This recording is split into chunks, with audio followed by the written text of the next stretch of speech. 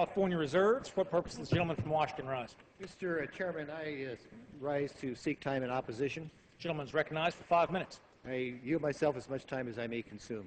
The gentleman is recognized. Thank you, Mr. Chairman. Mr. Chairman, I rise to oppose this amendment. Last year, during our offshore debate, an identical amendment was offered, and it failed in the House by a bipartisan vote. In fact, 263 of our colleagues voted no on this amendment. Right now, under existing law, the Northern California planning area is available for leasing. It's been available since 2008 when gasoline prices hit $4 per gallon, and the President and the Congress at that time lifted the offshore drilling moratorium.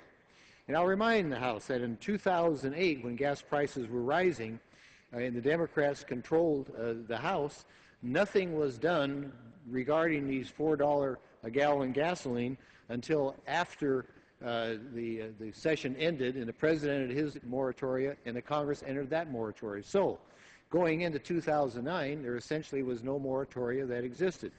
This legislation then aims to open up our federal resources and increase energy production despite President Obama's failure to do just the opposite.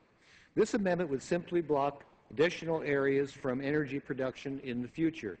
The Outer Continental Shelf and the resources it contains are under the jurisdiction of the federal government. It belongs to all of the people of the United States. The state of California, and I need to remind my colleagues of this, the state of California's top import is petroleum from overseas. This amendment would block the domestic production, potentially, of petroleum off their coasts, production that could use to help consumers, California consumers, California people from getting jobs. This amendment would do just the opposite of what the underlying bill intends to do. So I urge my colleagues to vote no on the amendment, and I reserve my time. Gentleman from Washington reserves. Gentleman from California.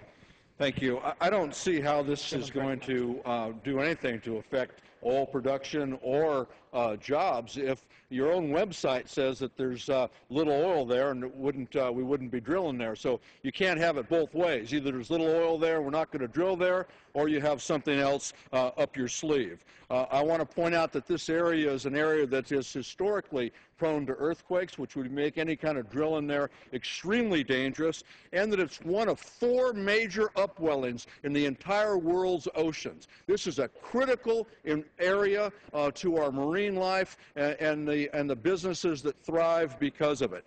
And, you know, my friend from Washington is 100% right on one thing that he said, and that is that this coastline belongs to all the people of the United States of America, and for that reason alone, we ought to break our pick to make sure that we do everything to protect it, to protect the fisheries jobs, the tourism jobs in that beautiful area, so not only the people today can enjoy it, but for future generations to enjoy as well. And I yield back the balance of my time.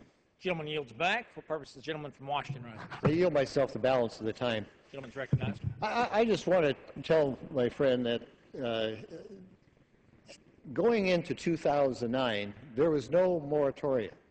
And the reason there was no moratoria on either the Pacific or the Atlantic coast, because the American people demanded that we seek areas where there is potential resources of energy.